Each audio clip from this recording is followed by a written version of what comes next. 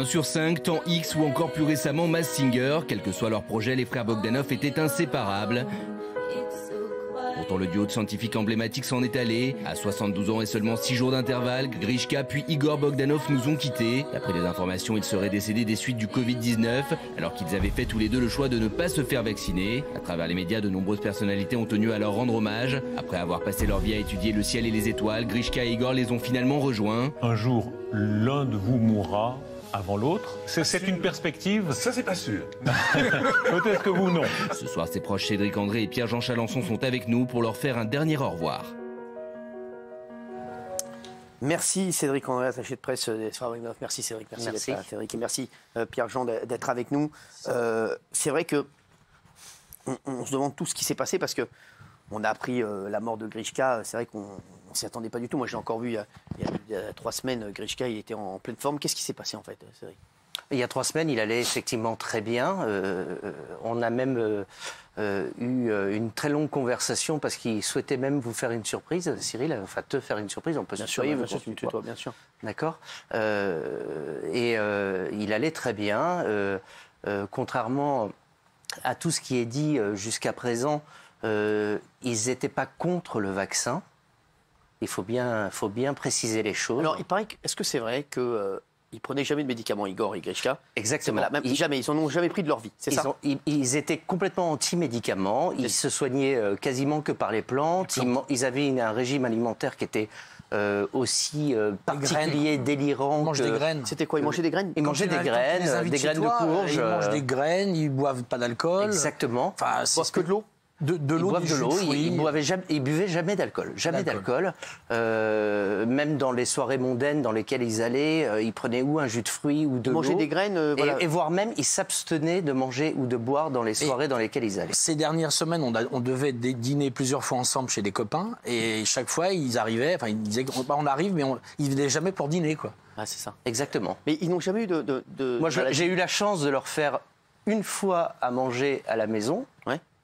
Ils ont mangé par politesse, si je puis dire, mais ils ont mangé un coup de fourchette et pas plus. Ils n'ont jamais été malades. Ils n'ont jamais été malades. Ils n'ont jamais eu recours à des. Alors, en fait, pourquoi ils étaient contre le vaccin? Ils n'étaient pas contre le vaccin, c'est qu'ils se pensaient insubmersibles. C'est ça. C'était des garçons qui étaient ils avaient d'un autre temps. Déjà, ils faisaient beaucoup moins. Quand tu vois qu'Igor, Grishka, ils ont 72 c'est ans. Vrai, je m'attends. Mais moi, je savais pas. De dingue. C'est incroyable. Écoute, je les ai croisés la dernière fois. Enfin, il y a Igor qui était à rue de Lille et il était en vélo. Puis je vois, il est pas mal lui. Puis j'avais pas, tu sais, moi je suis un peu comme ça quoi.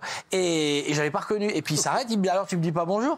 Oh mais je dis mais c'est toi qui. Il avait 72 ans. Et il était magnifique. Il me dit regarde comme je suis musclé. Mais pourquoi ils ont pas fait le vaccin? Pourquoi? Parce que ils considéraient qu'ils étaient en bonne santé. Ils considéraient qu'ils faisaient du sport, ils considéraient que pour eux tout allait très bien. Et encore une fois, Igor et Grishka étaient vraiment dans un monde différent du commun des mortels. Alors, Igor et Grishka, moi, de ce que je sais, c'est qu'ils ont attrapé le Covid en même temps, c'est ça? Exactement. Comment ils ont attrapé vraiment le... Exactement. C'est l'un qui l'a refilé à l'autre, à mon avis, c'est ça? Il faut savoir qu'ils ne passaient pas une journée, un quart d'heure sans se téléphoner, sans se voir, sans être ensemble. Ils habitaient à Paris, pas très loin d'ici. Igor ne savait pas que Grishka nous avait quittés. Exactement. C'est ça, je pense, à la fois le plus grand drame et en même temps peut-être quelque chose tant mieux pour, mais tu imagines lui. Ces deux frères. Attends Pierre-Jean. Ouais. Calme-toi, Pierre-Jean. Je sais que tu les aimais beaucoup, mais c'est vrai qu'il ne le savait pas, donc Igor. Calme-toi. Il le savait pas. Depuis 6 jours, il était encore en réanimation. Depuis 6 jours, c'était la fin n'était pas inéluctable, mais c'était tout comme. Et qu'est-ce qu'ils vous ont dit les médecins? Ils vous ont dit tout de suite, parce que ce qui s'est passé apparemment, c'est qu'ils étaient chez eux, ils avaient le Covid. Ils n'ont pas pris la notion. Ils n'ont pas pris la notion. Ils prenaient pas de médicaments. Exactement. Ils se sont pas du tout soignés, même pas un Doliprane, rien du tout. Et on a vu leur état se dégrader. Qu'est-ce qui a fait que les frères Bogdanov sont allés à l'hôpital? Qui leur a dit? Ou bien est-ce qu'ils ont été de leur-même? Ou bien est-ce qu'ils sont tombés dans le coma? On ne sait pas du tout ce qui s'est passé. Non. Le Covid, lorsque le Covid arrive à une certaine forme inéluctable de réanimation, c'est un problème respiratoire. C'est ça. Donc il y a un moment donné où, pour ceux et celles qui font des crises d'asthme, connaissent ce que c'est que de manquer de respiration, ou ceux qui sont... Donc à un moment, ils se sont dit, on est obligé d'appeler... Il y a un moment donné, leur respiration était très faible, ça allait de moins en moins bien. Et là, la décision d'aller à l'hôpital a été presque... Vous avez essayé de les joindre, vous, de leur dire d'aller à l'hôpital avant ? Moi, je les ai eus au téléphone très régulièrement au cours de ces derniers mois. Ce qui est extrêmement bizarre, c'est que lorsqu'on aborde un sujet sur lequel ils n'ont pas envie de répondre, à la limite, vous ne comprenez plus la question que vous leur avez posée au départ et ils vous emmènent dans une théorie totalement délirante. Et c'est ce qui faisait à la fois leur charme, à la fois leur gentillesse, parce que c'était deux garçons d'une gentillesse absolument incroyable. Grande générosité. N'importe qui pouvait les accoster dans la rue, même Pierre-Jean Chalençon, il leur riait, il était extrêmement gentil avec eux, et vraiment, c'était vraiment... Quand ils sont arrivés à l'hôpital, leur état s'est dégradé très vite. On a vu Grishka... Tout est allé très vite. Qu'est-ce qu'ils ont dit, les médecins ? Tout est allé très vite. On les a mis tout de suite en réanimation. Malheureusement, il y en a un qui est parti il y a 6 jours et l'autre nous a quittés aujourd'hui. Alors, il y a Luc Ferry qui a réagi, ancien ministre de l'Éducation et ami des frères Bogdanov depuis plus de 30 ans. Très bon ami, très bon ami. Qui a révélé les avoir engueulés au sujet du vaccin. C'est vrai. Je leur ai dit 50 fois de se faire vacciner contre le Covid-19. On en a encore parlé au téléphone il y a moins de 3 semaines. Quand tout allait bien pour eux, Grishka comme Igor n'étaient pas anti-vax. Ils étaient anti-vax pour lui-même. Je lui disais que c'était grotesque, qu'ils étaient fous. C'est-à-dire, ils ne jugeaient pas les autres. Ils pensaient que c'était bien de se faire vacciner, mais eux, pour eux, ils ne pouvaient pas l'entendre.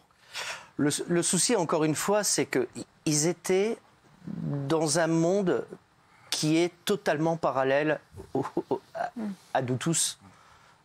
Igor et Grishka faisaient du sport quasi... ils faisaient de l'escalade, ce que moi, je suis incapable de faire. Ils disaient qu'étant très sportif, sans 1 gramme de graisse... On a 30 ans d'écart. Ils croyaient que le vaccin était plus dangereux pour eux. Ils ne tombaient jamais malades. Même leur menton, ce n'est pas une maladie, c'était juste du Botox. C'est Luc Ferry qui a révélé ça.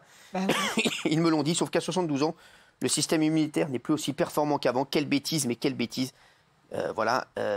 C'est vrai que...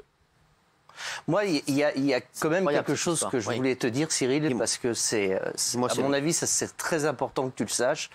Moi, il m'est arrivé de les prendre des centaines de fois dans ma voiture dans Paris. Et il y a une chose qui les faisait mourir de rire. Et c'était le Bogdanov. La chanson qu'on avait fait ensemble. Et je dois te dire que c'était quelque chose qui les faisait absolument mourir de rire. C'est des garçons incroyables. Ils avaient une autodérision qui était absolument géniale. Mais je les aime. Et vraiment, ils t'aimaient beaucoup. Et moi, je les aimais énormément. Pour moi, ils faisaient partie de la famille. Alors, on va revoir leur première télé dès le départ. Les deux sont liés quand ils viennent présenter sur TF1 leur livre clé pour la science-fiction. Regardez. 2 garçons, vous en doutez si vous les regardez bien, grâce aux caméras de Jacques Pierre, vous en doutez, ce sont des frères, et qui plus est des frères jumeaux. Ils s'appellent Igor et Grishka Bogdanov. Vous êtes nés en France? Oui, nous sommes nés en France, de père russe. Notre père était originaire de la région de Saint-Pétersbourg.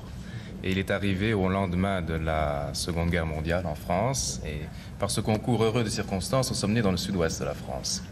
C'était l'esthétisme. Gilles. Leur immense force, c'était d'être différents, et cette différence a fait qu'ils se sont crus intouchables là. Et du coup, c'est vrai que quand ils sont arrivés le 15 décembre à l'hôpital Georges Pompidou à Paris, leur état était déjà très très sérieux. Et c'est vrai qu'à ce moment-là, très vite, selon les informations qu'on a, les médecins ont jugé que les difficultés respiratoires étaient tout de suite énormes. Si je puis dire, ils sont arrivés très tard, trop tard à l'hôpital. Exactement. Trop tard à l'hôpital. Ils sont arrivés trop tard. C'est vrai ils sont arrivés trop tard et ils ont encore une fois pris ça avec une désinvolture totalement hallucinante. Ils ont... Peut-être si on devait retenir quelque chose d'eux aujourd'hui, c'est peut-être... moi, je suis ni un pro-vaccin, ni un anti-vaccin. Je suis vacciné, j'ai les 3 doses. Mais peut-être que si leur exemple pouvait amener à quelques personnes, à convaincre quelques personnes qui ne sont pas encore vaccinées, qui ont l'âge de Igor et de Grishka, ou peut-être même un peu moins jeunes, et se dire que ça n'arrive pas qu'aux autres, peut-être... Allez vous faire vacciner. C'est important ce que dit Cédric, parce qu'on le voit, le cas des frères Bogdanov, ils étaient parfaite santé. En parfaite santé. Ils ont avec le Covid, ils ont laissé traîner les choses. C'est ça, hein, professeur. Et apparemment, c'était trop tard. Ils ont cru qu'ils allaient pouvoir se guérir eux-mêmes sans rien faire, en fait, de cette maladie. Alors, avant de dire le côté émotion, parce que c'est hyper émouvant ce qu'on vient d'écouter, c'est ce qu'on appelle la théorie des systèmes complexes. Ils ont commis une première erreur, ils n'ont pas voulu se faire vacciner. Ils ont commis une deuxième erreur qui est ne pas réagir au moment que la maladie démarrait. Il ne faut jamais laisser traîner une maladie. Moi, j'ai des patients qui me disent ce que j'ai est grave. Non, il n'y a pas de maladie grave. Il y a juste des maladies dont on ne s'en occupe pas correctement.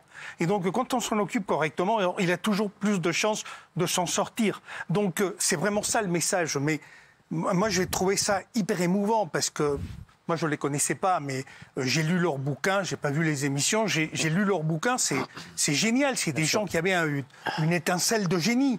Ce n'est pas des personnes qu'on croise tous les jours dans la rue, des personnes qui peuvent avoir cette capacité à te faire rêver. La question qu'on peut se poser, c'est que c'était des grands scientifiques, hein, les Bogdanov, vraiment, et je peux vous dire d'une intelligence incroyable, d'un savoir incroyable. C'est étrange qu'ils n'aient pas voulu se faire vacciner, parce qu'ils connaissaient, mine de rien, on se dit... Voilà, c'est pas des, c'est quand même des gens qui des sachants, c'est des hommes de science. Voilà, c'est des hommes de science. Oui, mais il y a science et science, Cyril. Il faut, ils étaient dans des domaines qui étaient quand même de relativité, de théorie de Big Bang, de théorie de primaire de la création du monde, de l'infini. Est-ce qu'il y a ou pas infini? Alors moi, j'en ai parlé pendant des heures avec eux, et puis au bout d'un moment, vous lâchez complètement prise parce que vous savez même plus la question que vous leur avez posée. Et il y a quand même la science médicale qui est quand même autre chose. Où il faut avoir fait des études de médecine. C'est pas de la science de convaincre. On discutait en dehors de la caméra c'est le temps qu'on donne à quelqu'un. C'est chercher chez la personne quelle est la bonne fibre, quel est le bon argument. Vous savez, on peut convaincre quelqu'un avec des arguments scientifiques, mais il y en a d'autres qui n'ont pas besoin d'arguments scientifiques. C'est plus dans l'humain. Et il faut chercher, prendre le temps et pouvoir convaincre les personnes. Convaincre, c'est pas te faire violence. C'est pas te forcer à suivre ce que je pense. Convaincre, c'est te faire adhérer à un projet que tous les deux nous allons partager.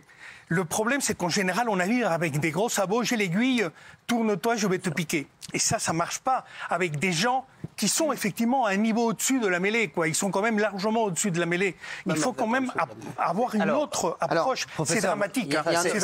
Il y a un hommage qui a beaucoup fait parler aussi, c'est celui de Perico Légas, qui a affirmé sur LCI que Grishka avait payé cher son choix de ne pas se faire vacciner. Regardez. Voilà, il a pris la responsabilité, il savait bien qu'il y avait des morts chez les gens qui ne se vaccinaient pas. Peut-être a-t-il considéré que lui échapperait ou qu'il voulait prouver que le vaccin n'était pas obligatoire. Eh bien, il a mené une bataille, il a mené un combat. Visiblement, il l'a perdu. Je ne sais pas si c'était ses valeurs à lui. Mais en tout cas, il faut le prendre comme ça. C'est quelqu'un qui s'est penché sur ces questions. Et il en meurt. Bon, il faut savoir assumer. Voilà, il faut mourir pour des idées. Sur ce coup-là, visiblement, il s'est trompé et il a payé cher. Voilà. Écoute, c'est très gentil, il est très gentil ce monsieur, il est très gentil de dire il a pris un combat. D'abord, il est qui pour parler en nom de Igor et Grishka qui aujourd'hui sont plus là. C'est tellement facile. Moi, je vais vous dire quelque chose. Depuis 6 jours, j'ai des tonnes de personnes qui sont où étaient ses agents, où étaient ses attachés de presse, où étaient ses amis. Aujourd'hui, j'ai eu je ne sais combien de coups de téléphone de personnes qui m'ont dit et moi, je les connaissais pour ceci et cela. Moi, ça fait 10 ans que je les connais, ça fait 10 ans que je les ai trimballés avec ma petite bagnole d'émission en émission, et il y a des tonnes de gens qui m'ont dit aujourd'hui... Ils étaient très aimés. Que j'ai jamais vu. Mais quand tu vois ça, Pierre-Jean, ça t'énerve? Ah, ça m'énerve, bien sûr, parce que on choisit pas de mourir, on choisit pas... Non, mais franchement, écoute, c'est un combat... C'est comme quelqu'un qui aurait pas pris une capote ou qui avait pas pris et qui attrape le sida, c'est pareil. Il y a un moment, il faut arrêter ces conneries, quoi. Bon, Igor et Grishka... C'était tes grands amis, hein. Mais puis c'est des gens que je connais depuis l'âge de 16-17 ans. Tu vois, il y a des gens qui ont raillé parce que j'ai dit que 30% de mon carnet d'adresse avait disparu depuis 18 mois. Eh ben alors, oui, c'est vrai. Et alors, toute façon, vous y passerez tous, on va tous y passer. Mais quand le plus tard possible serait le mieux. Oui, pas pour tous. C'est-à-dire, il y a 30% de tes amis qui sont morts du Covid. Pas du Covid, mais entre Robert, tous les gens qui sont morts depuis. Et sur Igor et Grishka.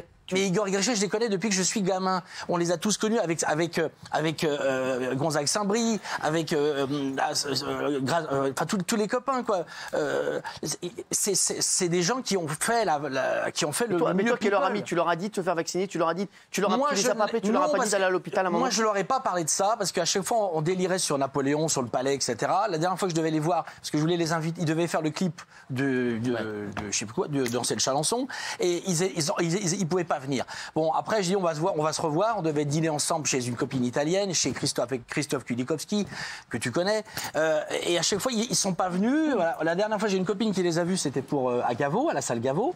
Voilà. Mais honnêtement, ça va être une perte parce que ces garçons avaient un tonus. Vous les avez tous connus, vous les avez tous fréquentés. Bon, c'était la joie de vivre. Aujourd'hui, il n'y a plus personne. Ils vont nous manquer considérablement. Ce que dit Perico Légas, pour moi, est proprement scandaleux.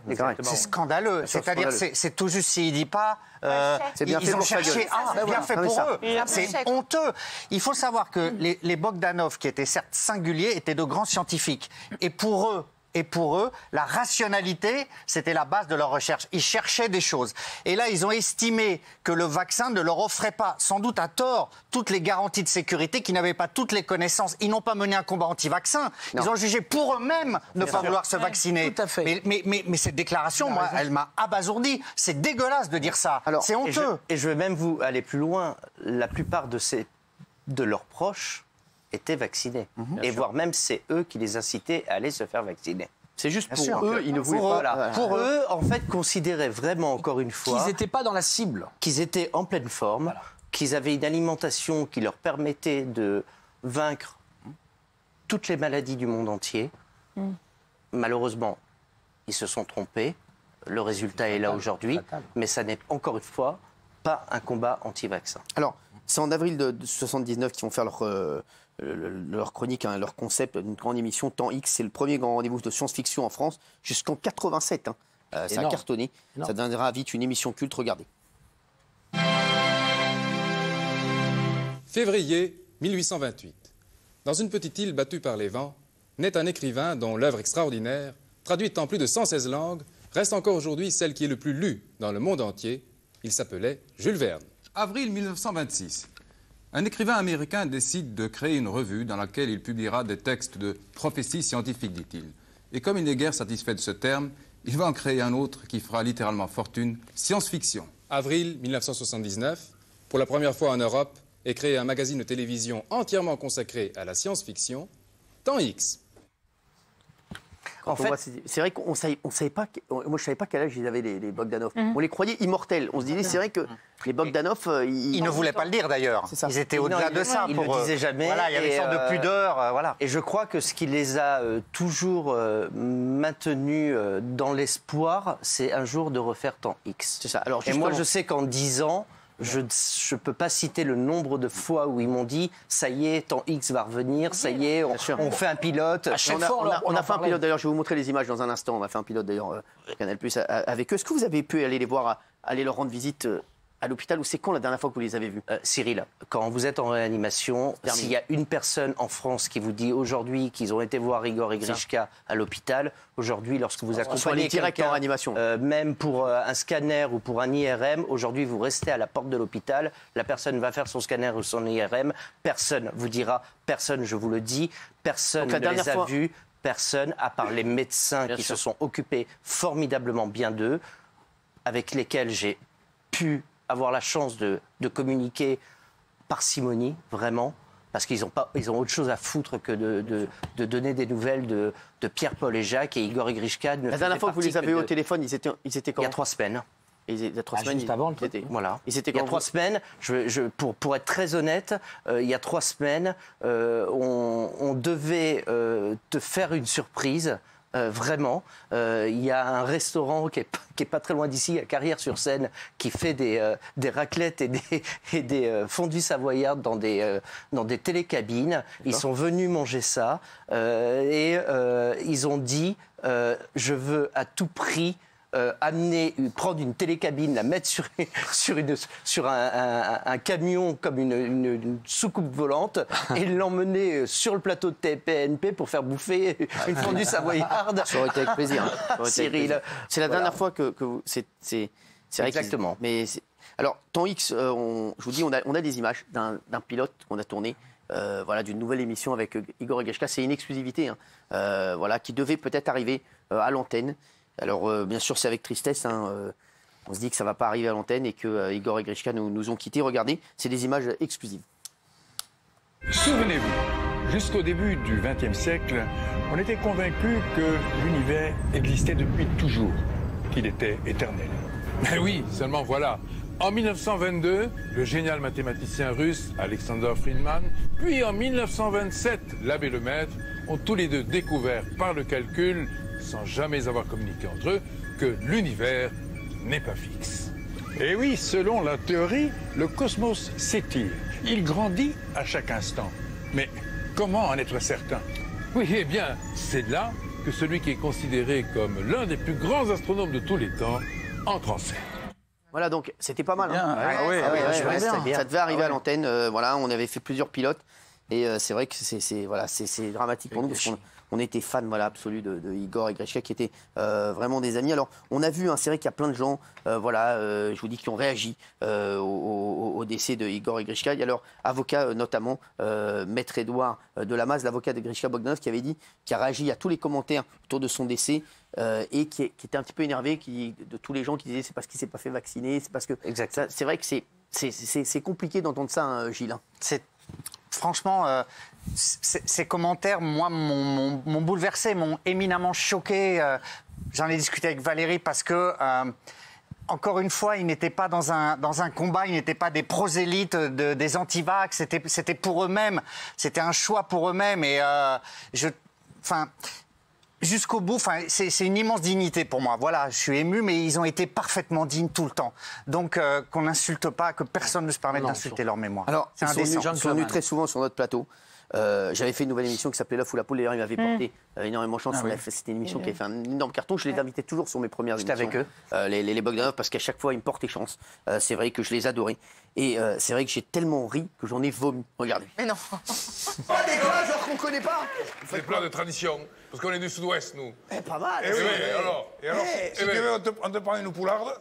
Et Vous, Igor. Vous avez répondu quoi? De quoi? Le gars, il est dans son... C'est pour ça, j'ai pas compris la question. Il a que des accents. Un kilo de patates.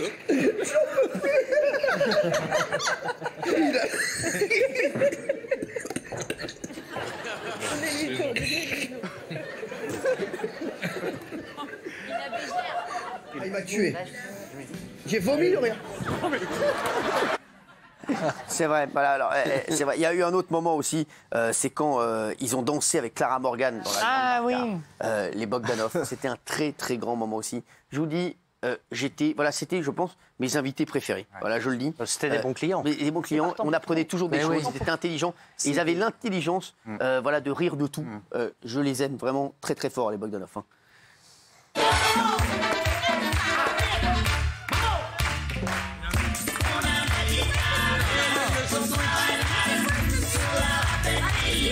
Money follow you, banana follow you, paparazzi follow you. Cause I'm in love with you. Yeah. Are you done talking? Tell me, baby, are you done talking? Yeah. Are you done talking? Tell me, baby, are you done talking? Yeah. Are you done talking? Tell me, baby, are you done talking? Yeah.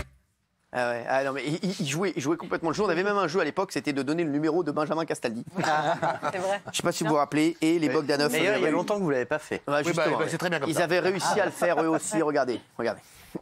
Les lettres se transforment en 0, un 4, un 6 que nous avons décodé. On a eu beaucoup de difficultés pour le 1. Ils correspondent à quoi ces chiffres? Ça, il faudrait pouvoir effectivement le placer dans une matrice d'interprétation. Et nous l'avons fait. Oui, et donc, nous l'avons fait. Cyril, et donc, ça va mal se passer. Qu'est-ce qui a arrêté la démonstration que vous devez faire là? D'accord. D'accord, oui. Le théorème de Castaldus nous dit quelque chose de très précis. C'est que voilà les chiffres.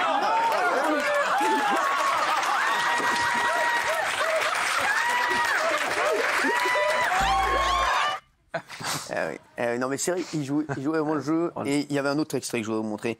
Ils avaient 40 000 talons. C'était notamment d'excellents guitaristes et chanteurs, hein. Les Bogdanov. Et les gars étaient à fond, vous allez voir. Ça, c'était un des grands moments de rigolade avec les Bogdanov aussi, regardez.